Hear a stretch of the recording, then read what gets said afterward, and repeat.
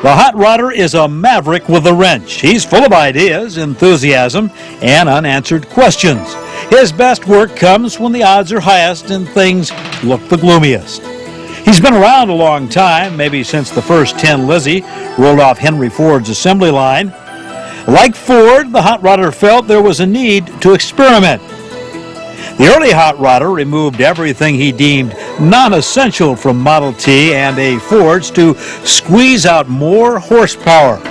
A few months later, he had a new toy, the Model B, an improved version of the standard four-cylinder Model A.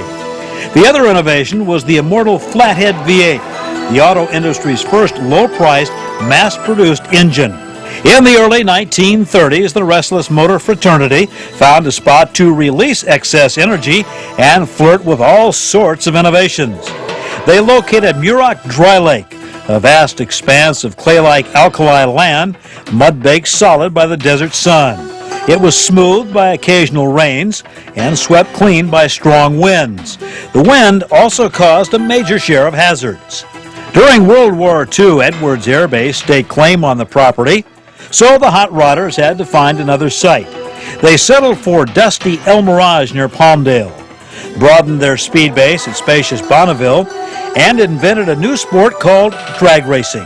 The story begins with speeds in the 90s and moves swiftly through the years to 330 miles an hour on the quarter mile and 450 on the salt flats. The hot rodder is simply not bound by limits of time or speed. For decades, in fact most of the 20th century, young men have searched far and wide for open space where they could test their modified cars. Efforts were made by car clubs to establish organized speed events and to curtail illegal street racing in Southern California.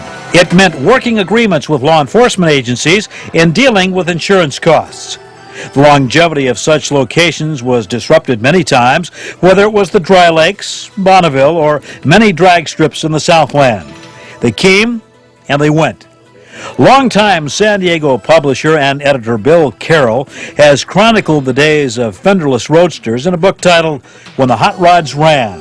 A life member of the Society of Automotive Engineers, Carroll recalls the early days at Muroc Dry Lake.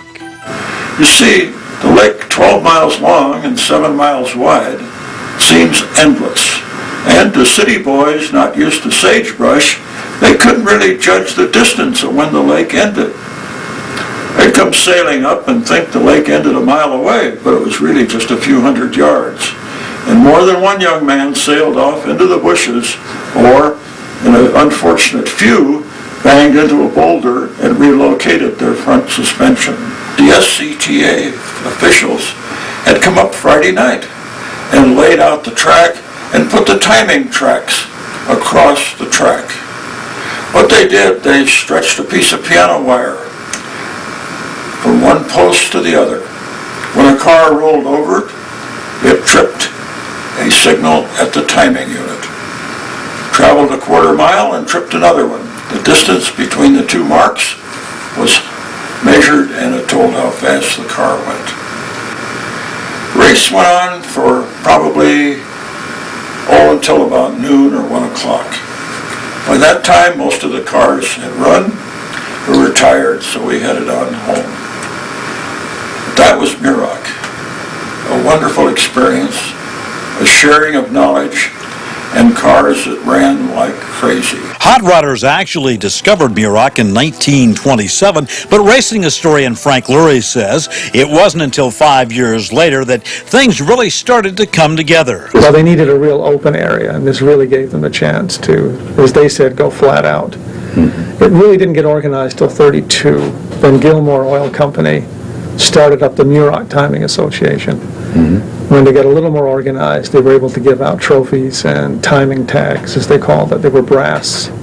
You could kind of brag. You had your time right on your dash. Two San Diego area car clubs, the Carlsbad Road Ramblers and San Diego Roadster Club, made the long trek to Muroc for the early events, and that was no easy task. The track was located 90 miles northeast of LA. Now, both clubs played integral roles in the formation of official Muroc speed runs. After all, the Ramblers brought along Otto Crocker's clocks. They kind of really had a lot of prominence because of Otto Crocker. He was their timer. He would time their own meets. Then when SCTA found out just how accurate he was, he became their official timer. And they were organized up until about 45. Then they changed club names after the war. Roadrunners, night riders, sidewinders, ramblers, throttlers, and idlers were other clubs that were involved, but that's really only half the story. Many individuals played key roles at Muroc, men who are now considered pioneers of the sport. Well, a lot of the big names, Ed Winfield was, heavily involved. Then George Riley, he had the four-port Riley head, overhead valves for four-cylinder Fords, and those were the big speed names. A lot of the drivers didn't really go on, many that I found. I got there, and the sun came up, and I could see who else was there. I ran into people I knew, like Bob Prather, Dick Van Austin, Wally Parks, and, believe it or not, Floyd Clymer was there, whom you've all read about as one of the pioneer publishers of automotive books.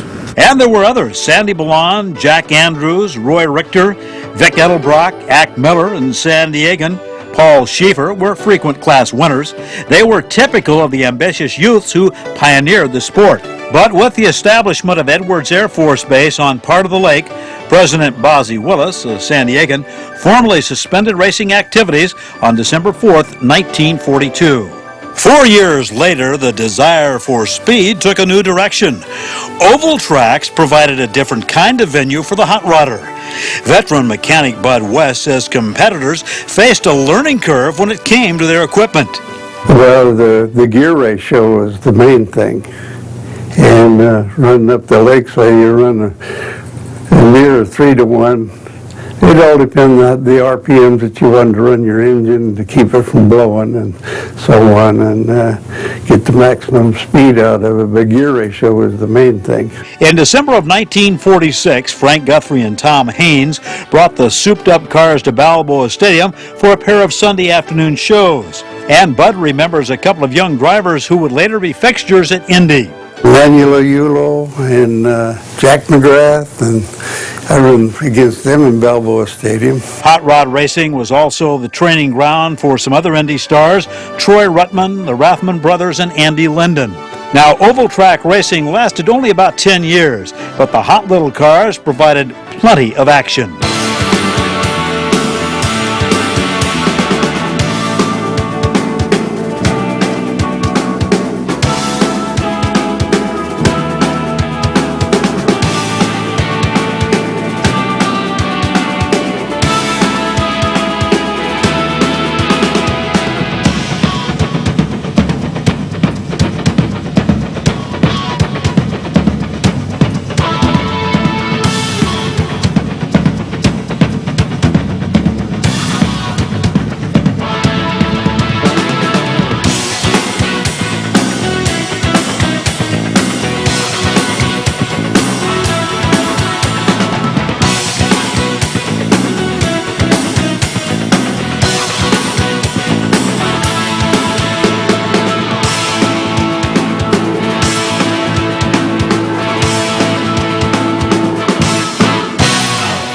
Oval tracks represented only a small portion of hot rod racing.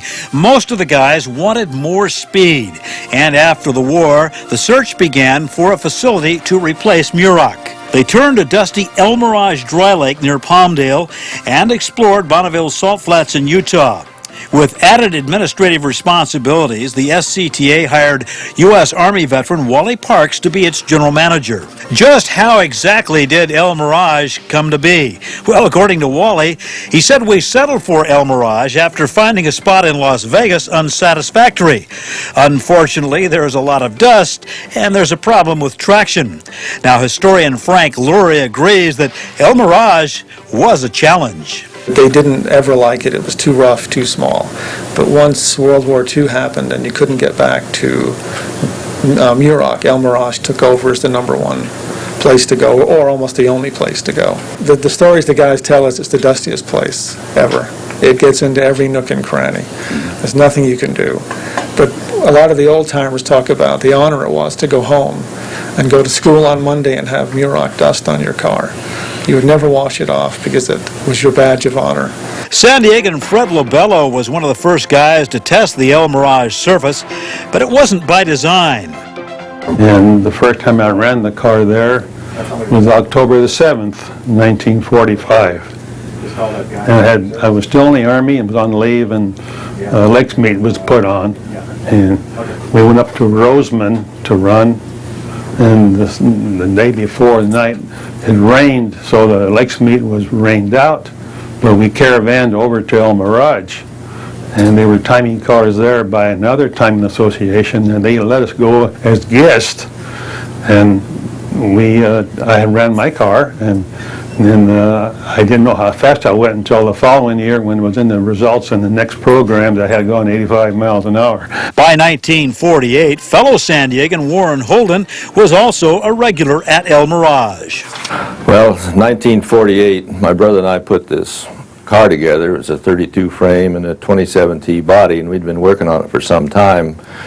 And we joined the San Diego Roadster Club so we'd have access to Dry Lake racing. We really wanted to do that. We'd been guests up there from time to time. We were interested in that, and we wanted to be in a competition club. So 1948, we joined the San Diego Roadster Club, and we're participants. We took the car up there. Our first run was like 90-some miles an hour. We only had a McCulloch supercharger on it.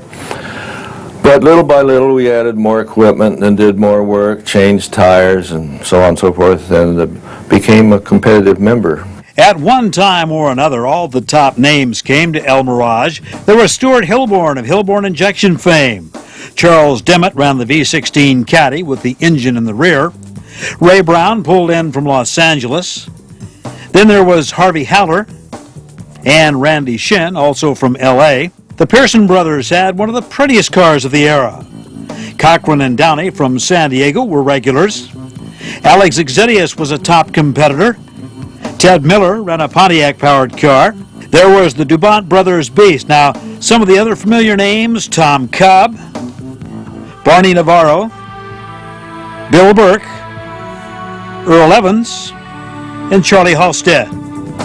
The drivers, mechanics, and cars formed a diverse group. There were hundreds of ideas, body styles, and personalities. It's what made El Mirage special, and that really continues today. But back in the late 40s and early 50s, El Mirage was busy establishing its identity.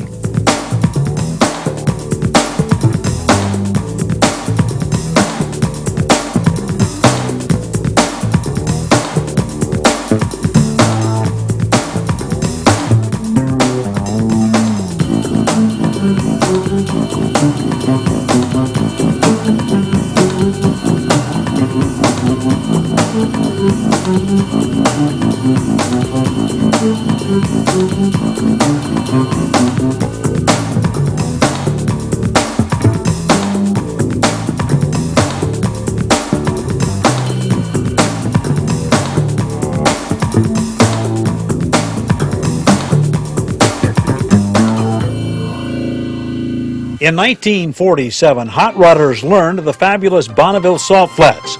After a couple of years of negotiation with the 3A for their approval, the first speed weeks took place in 1949 on the same salt made famous by land speed record holders like Sir Malcolm Campbell, John Cobb, and Ab Jenkins. 7 San Diego cars were on hand in 1949.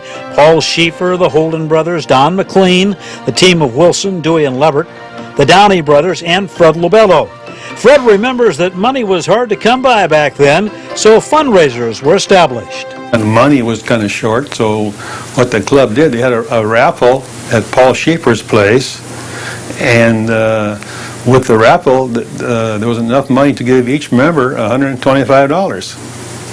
And my friend Warren Holden here, he was one of them. And that money at that time was pretty good. It paid for all the expenses. I went with Otto Crocker, the timer, and his assistant, Tommy Silvernail, and we towed a little trailer. We had all the timing equipment was in the back of the little trailer, and off we went to Wendover.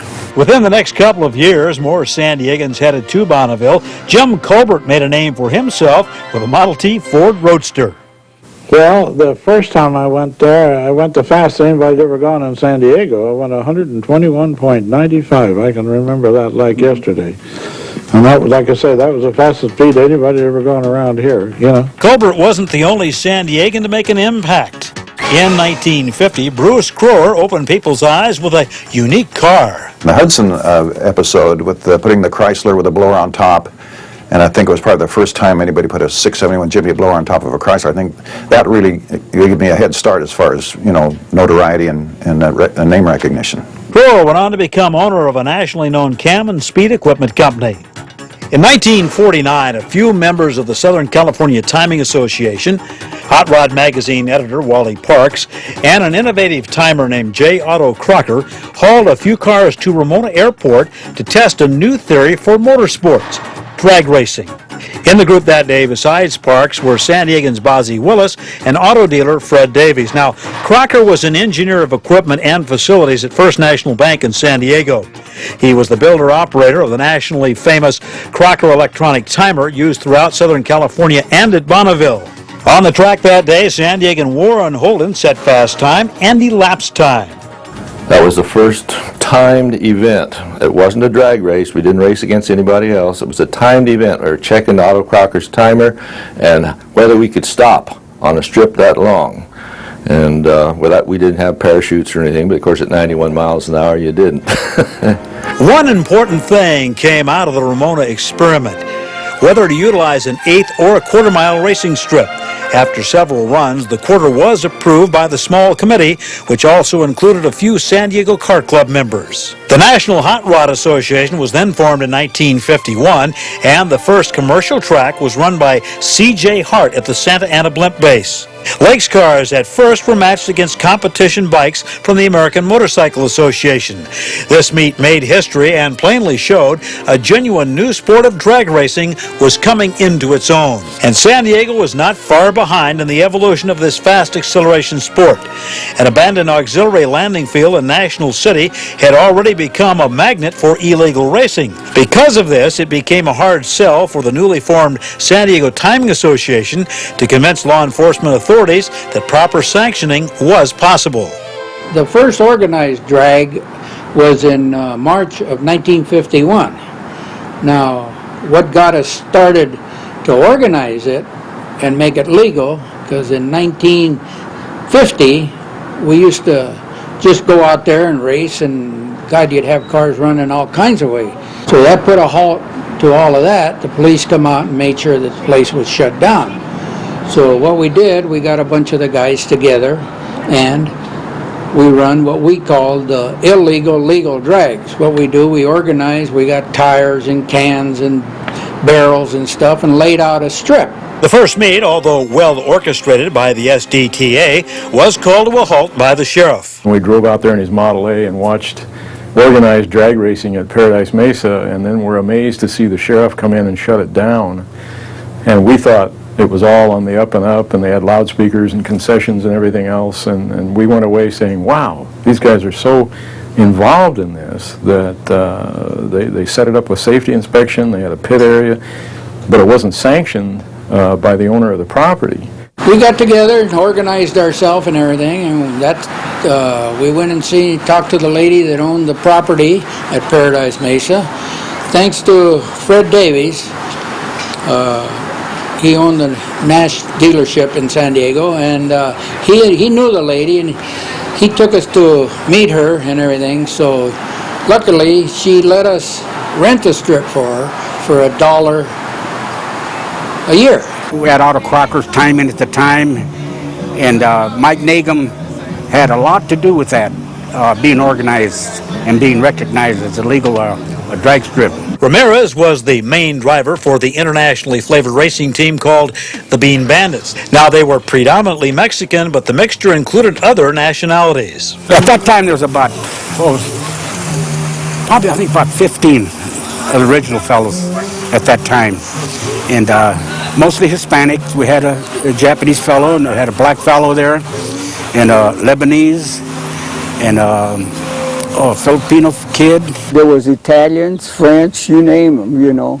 Almost like Mike used to say, we have a united nation here. Arnett was the mastermind of the operation and was ahead of his time engineering-wise. In fact, Mike Nagum called Arnett a genius. Joaquin took the speed limits from 107 to 144 miles per hour. Now, Joaquin and the gang were fiercely competitive, especially when the SDTA considered rules adjustments.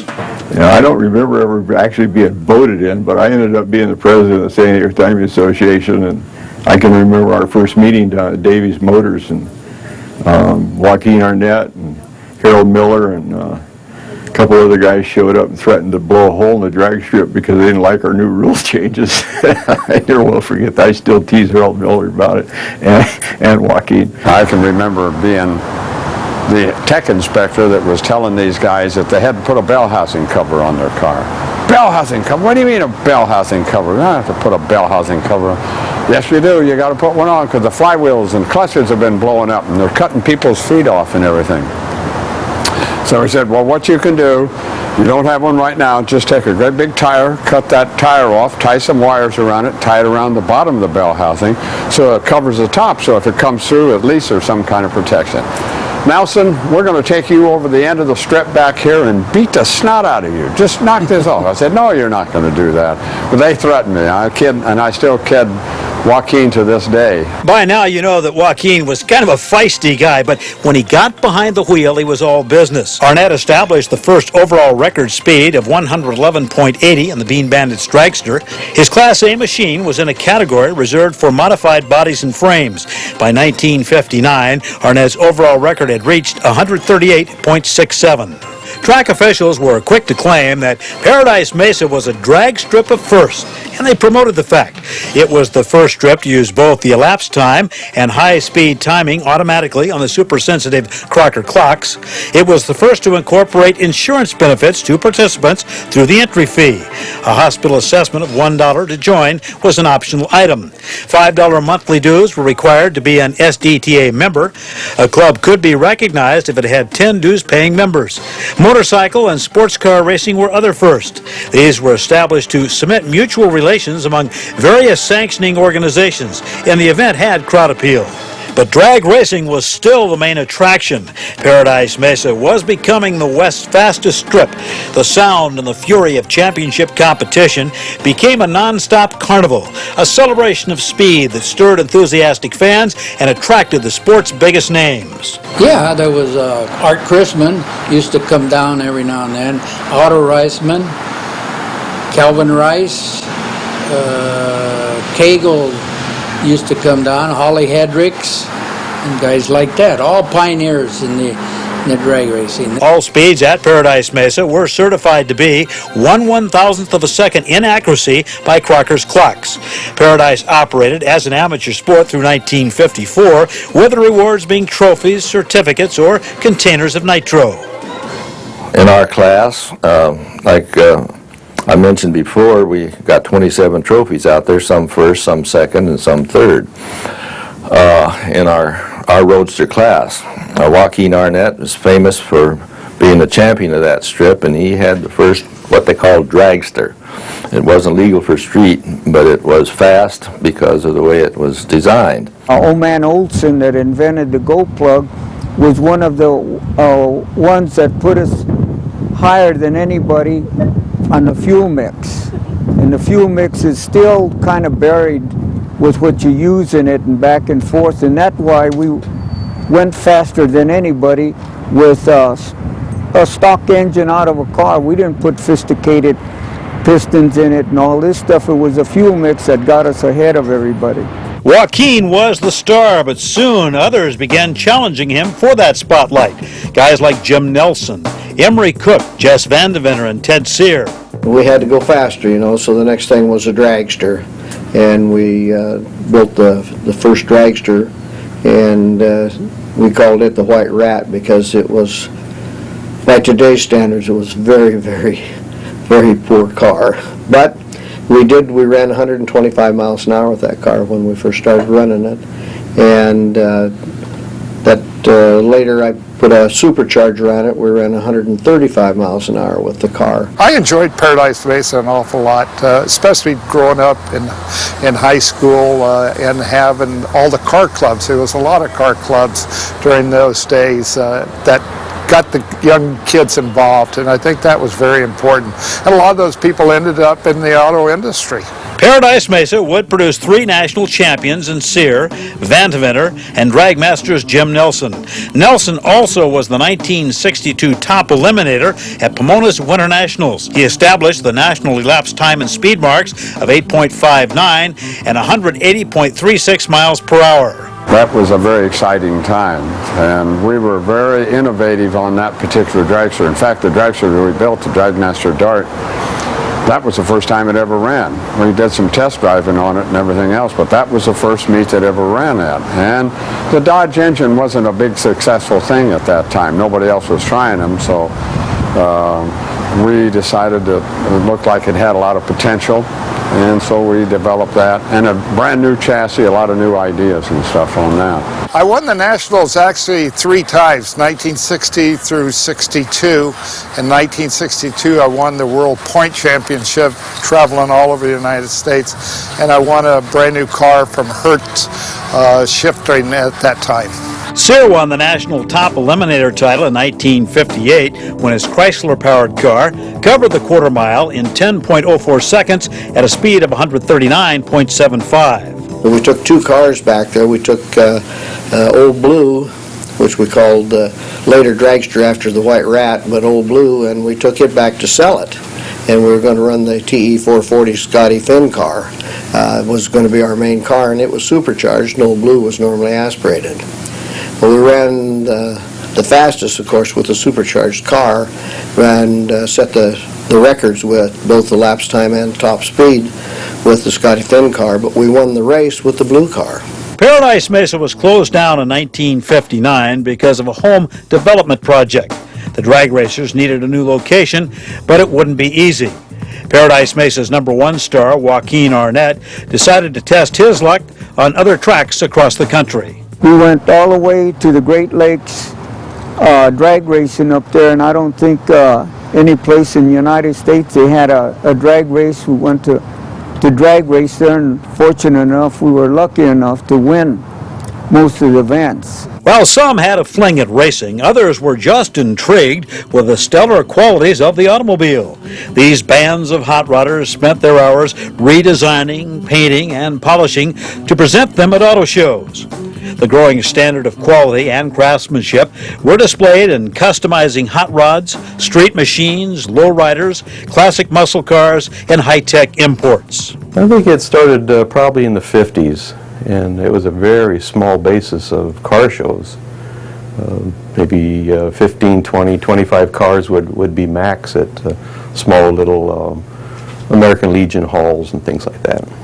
At the very beginning, 15 to 25 was a big show, but as the interest in shows became larger, naturally they rented larger halls, and in San Diego with the Electric Building, Balboa Park, and that was a really, really big show for San Diego. The judging process is aimed at workmanship, detail, innovation, level of engineering, use of custom components, extent of modification, and degree of difficulty. Awards come for best interior, best motor, best paint, best of show.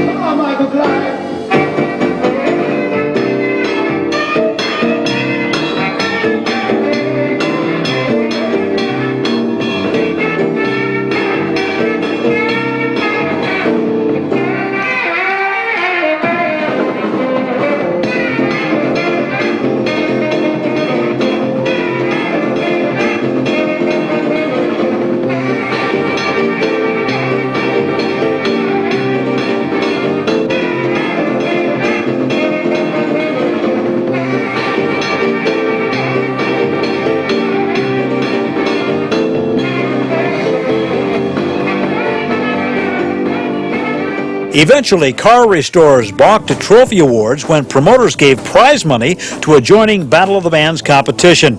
Entry totals diminished. A few major shows remain here in Southern California, but most now are conducted by car clubs themselves, and some have become specialized. The City Club features lowriders. It was kind of our way of saying, hey, you know, we have the type of cars that folks would like to see just as much as the hot rods. And cause you got to remember, these fellas, they put $20,000, $30,000 in their vehicles. They were truly custom cars. We would get professional judges to come judge them. I mean, we would have trophies. We have huge 9-foot trophies. We have a sweepstakes winner, best of show, things like that. From 59 to 63 in San Diego, car shows were it in terms of the hot rodder. If you wanted to race, you had to head north to places like Bakersfield, Colton, Wilmington, Fontana, and Pomona. Finally, in October of 1963, a couple of guys in the road construction business were talked into building a drag strip. The Darrow brothers selected Ramona as the site. Track announcer Dave Scully says the new builder promoters were a logical choice. Well, we chose the Darrow brothers for two reasons. First of all, they were local. Secondly, they wanted to put money into the track. And so they had absolutely no experience at all with developing anything like this at all. So Red Leggett, who was a longtime member of the San Diego Timing Association, myself, Ray Richards, who was one of the principals in starting the track, and Lou Castagna all got together and went up there and sort of laid out for the Darrow brothers how a track should look. The land next to the Ramona airstrip must have looked okay, because some of the sport's biggest names showed up. For $50 tow money, the promoters lured Big Daddy Don Garlitz, TV Tommy Ivo, Don the Snake Prudhomme, and Tom the Mongoose McEwen. Now, they happened to be in Southern California for other meets, but were happy to pick up a little extra cash. Legions of followers traveled up Highway 67 to watch day and night racing. We had Jimmy Nix, Chris Caramancini's, the Matt Greek out of Chicago,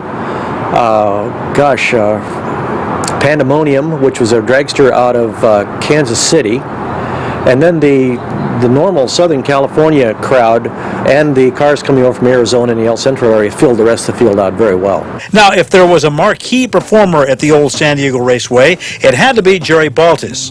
This Imperial Beach driver had one of the hottest dragsters going, with a 392 cubic inch 1958 Chrysler engine.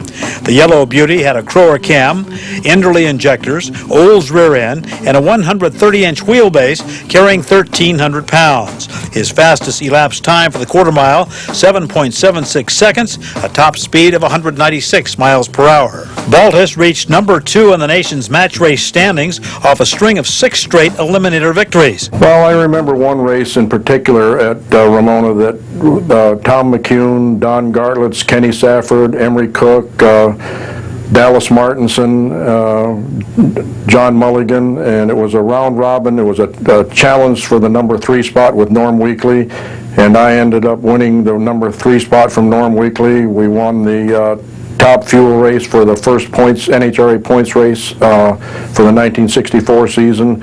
But I guess my biggest win at Ramona was a match race that I had with Don Garlitz, and I was able to beat him. Was he surprised that he'd come over and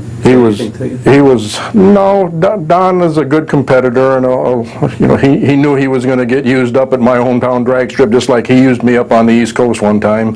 Jerry Baltus was a real surprise to us. He was one of the first San Diego top field dragster owners to really take it seriously with the full dress car and the whole ball of wax. They spent a lot of money on that car, and it ran.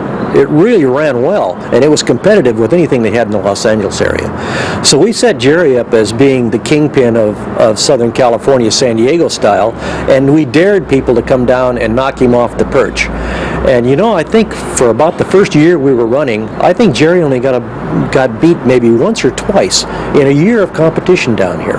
In winning his 5th match race, Baltus topped defending Winter Nationals champ Tom McEwen. A prestigious West Coast Points Championship meet was held in April before 7,200 fans, and again, top fuel went to Baltus, his ET 8.03. The gas eliminator went to Carlsbad's Danny Ungaius.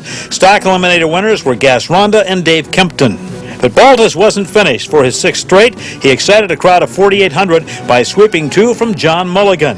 Local enthusiast Bill Pitts was an avid race fan, and he recalls some of the great names in the sport at Ramona. Wonderful, wonderful young men in those days in their prime that were just doing what felt good to them. But for us in the stands, it was magic. TV Tommy Ivo, Stormin' Norman Weekly, Jack Williams and the Kamikaze, Kenny Safford, the Sauer Sisters. And there were other fan favorites: Dominic Cardoza, Frank Pedregon, Leroy Goldstein, Dick Boynton, known on the radio as Lucky Lane, Emery Cook, the Peters and Frank Freight Train, Jess Van Deventer, Dick Lachine. Now, Van Deventer used Ramona and his earlier days at Paradise Mesa as a foundation to the Nationals. I raced at Ramona also. I raced a car that belonged to Phil Parker out of Odessa, Texas. It's in the Auto Museum in Pomona today. I ran up there numerous times with that car before we took it back east. And that car was stored from 1964 to 1997 and 98. And it looks just today as the day I built it. Actually, I have the still pictures of when it was put together in my backyard. Lachine followed in Van Deventer's footsteps, going from local tracks to the big time. And we got a bank loan for $3,000, and that's when we built our first Woody car. And that's when we kind of got into the big-time AA fuel dragsters, supercharged. And we campaigned those cars until '66. Ted Sear was another local guy with a niche to test other facilities. From Seattle to, of course, San Diego, and most points in between. We go to Phoenix, and that was about the extent of it. But when Schofield and I were racing, we operated out of Wilmington, Delaware for a couple of years. And both coasts that way, East Coast and West Coast. Now, one thing sticks out about Ramona. The fans were always part of the action, thanks to track announcer Dave Scully. We kept people motivated by discussing different things about drag racing, where it came from, its history, what the track at Ramona was about, in particular, old days at Paradise Mesa, what was happening in the rest of Southern California. Essentially, not only just filling the air, but trying to put some information out there that was worthwhile to people. I was real fortunate. I had Andy Smith as a co-announcer with me. I think you're building a rapport with the audience, because a lot of people are enjoying what they see, but they don't necessarily understand it. They'll come out and they know the noise and the fast cars and the acceleration and the smoke and all that, but if you can tell them what's going on and what it takes to get the car going and how many horsepower it might have and how much time is required to build the engine and make it competitive and all that sort of thing, that filled it in. Being an auto shop teacher was very helpful. The Darrow brothers sold the Ramona track to the concessionaires in 1965. They dismissed the old guard and tried to run things their own way, but the track couldn't compete with the new facility in Carlsbad, so Ramona was closed in 1967. Carlsbad quickly became the place to be for drag racers. The track was state-of-the-art for its time. Veteran racer Jim Nelson says the key was ownership. It was a combination of Sandy Ballon was the main pusher behind it, and Larry Grismer was also one of the property owners, and they got Eskandarian, they got a lot of pavement people and a whole bunch of people involved in the Raceway company itself. They owned the property. Sandy never gave up any percentage of the property, or him and Larry. And our involvement was, if we promoted the thing locally, did the political scene with it, which it took some strip annexing to get it into the city of Carlsbad, that we would own 10% of the Raceway company.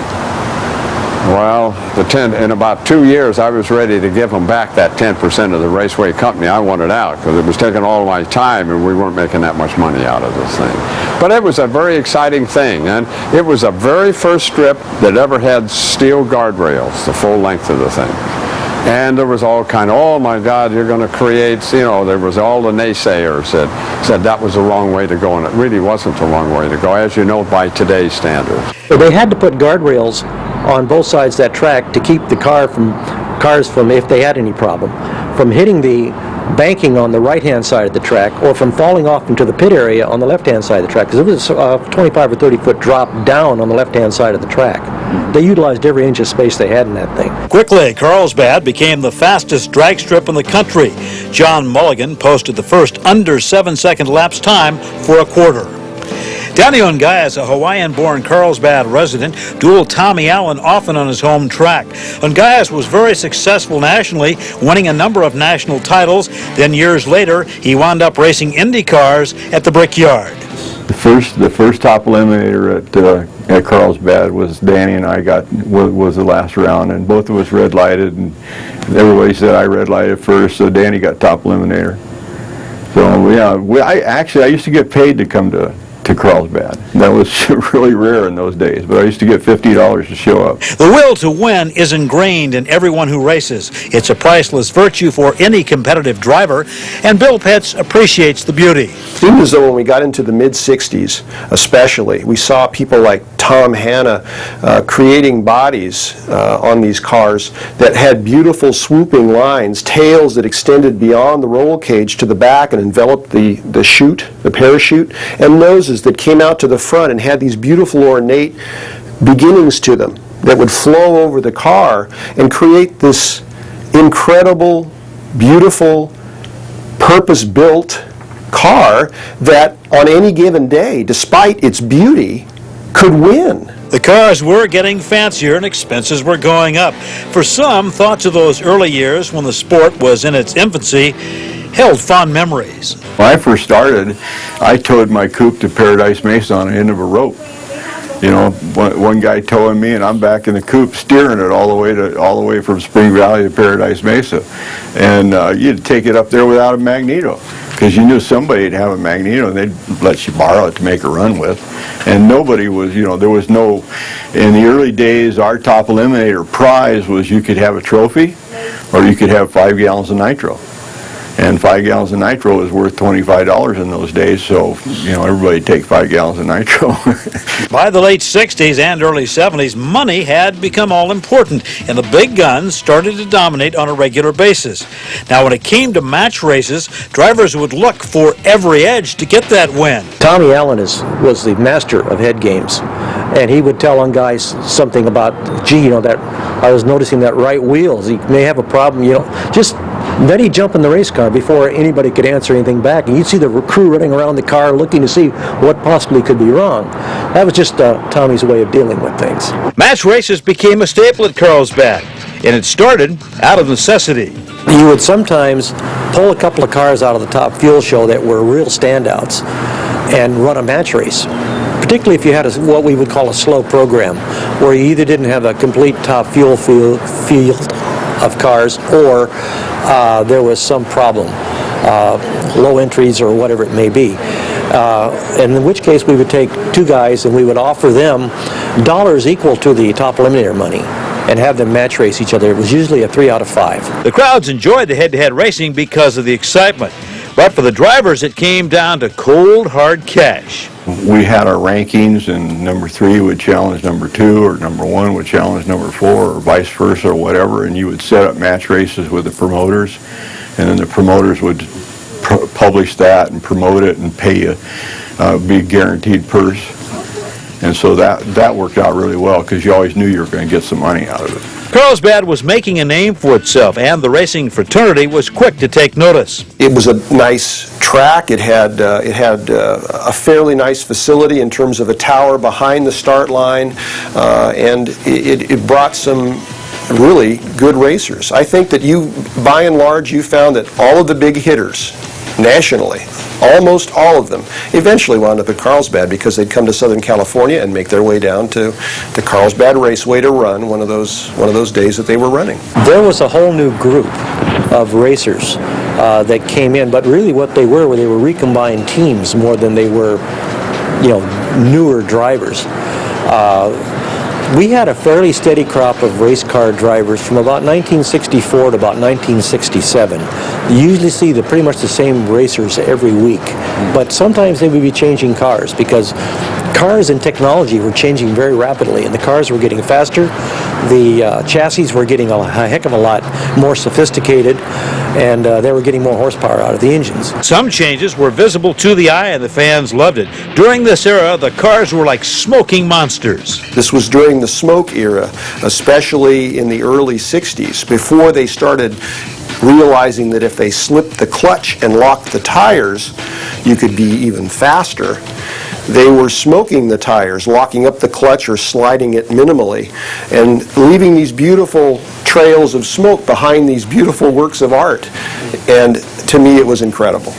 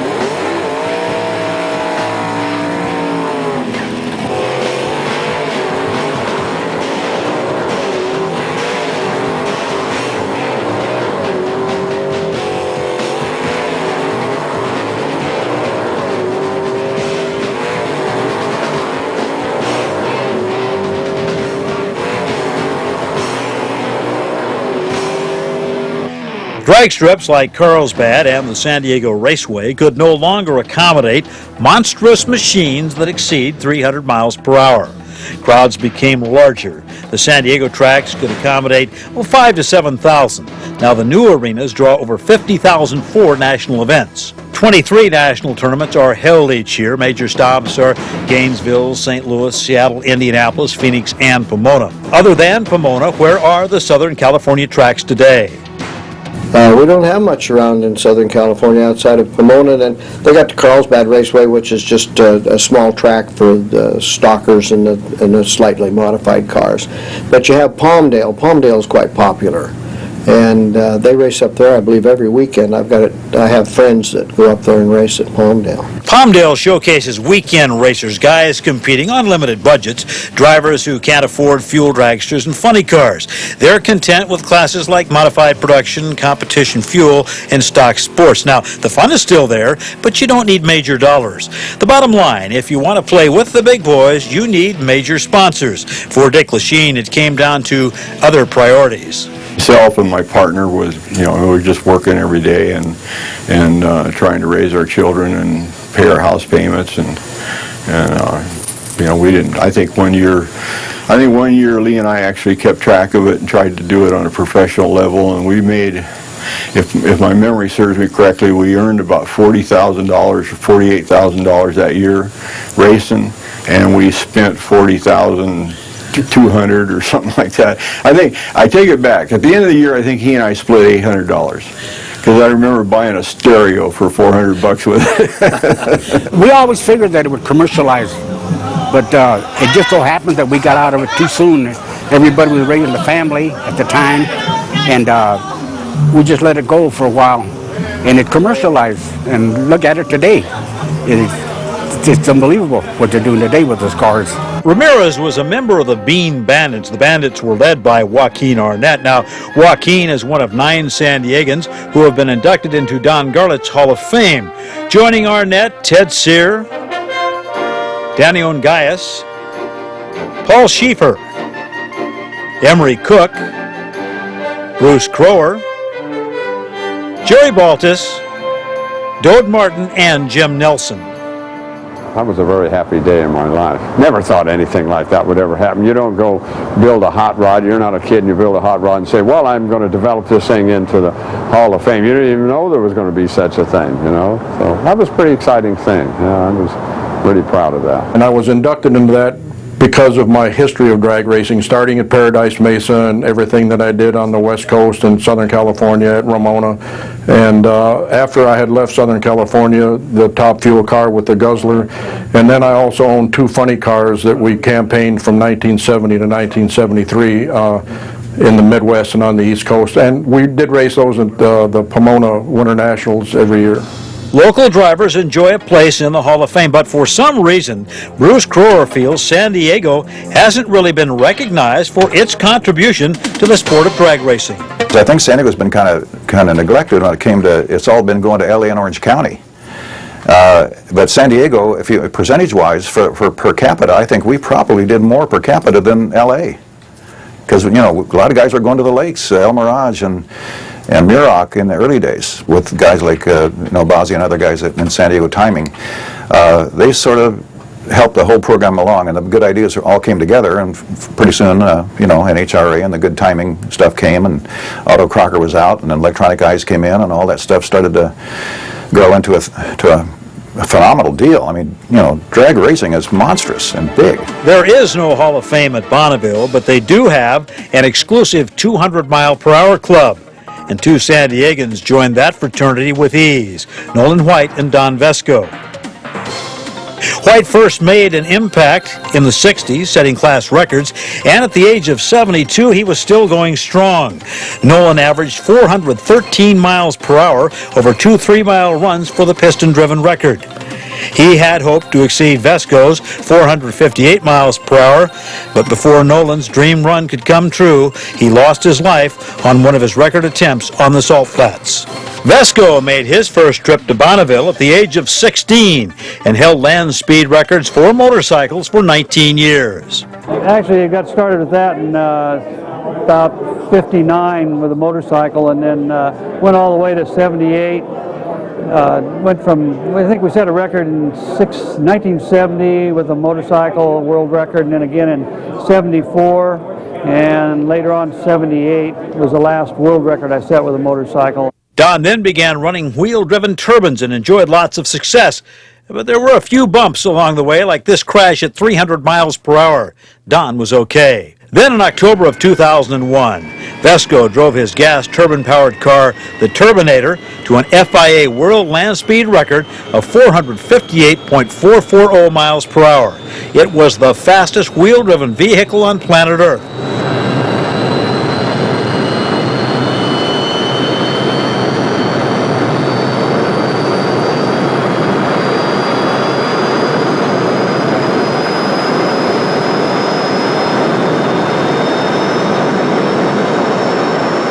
So it wasn't unusual to find fans from all over the world on hand to congratulate Don when it was over. I'm from Germany. I'm a real speed nut, and I'm a real fan from Don Vesco. I've never met Don before, but he's a legend. I've come over from England to see this, and I picked the right week. It was so exciting. It was unbelievable to see him just go through at that sort of speed. And it's something I'll always remember. It's the biggest thing in my life. I'd like to thank all the guys for helping us get this record, and Rick's fixing the course up so we could go fast on it, and Muffy here for helping Paul drive out here from Minnesota. Thanks, Paul. Don once said that anyone could go 700 miles an hour with a rocket tied to his butt. Well, 458 is just fine for right now, and Don's brother Rick was almost left speechless. I can't say much. I'm just here handing on to things, pushing things, lifting things. Show me your 500-mile tape. Yeah, this tape went 458 miles an hour. My souvenir. That was a good time. Good job, well done. Don's ultimate dream was the 500-mile-an-hour barrier, but before he could exceed that goal, cancer took his life.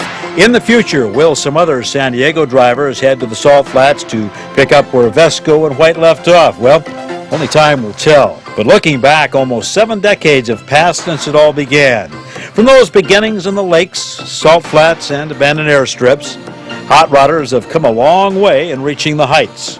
Advancements were beyond imagination. When Wally Parks led the Ramona experiment, he was looking for a track that could handle speeds of 150 miles per hour. On modern drag strips, there seems to be no limit. Today's cars go well over 300 miles per hour. Drivers like Joaquin Arnett, Ted Sear, and Emery Cook at Paradise Mesa, to the stars from Ramona, Jerry Baltes and Dick Lachine, to Danny Ungaias and Tommy Allen at Carlsbad, San Diegans have left an indelible mark on the pages of drag racing history.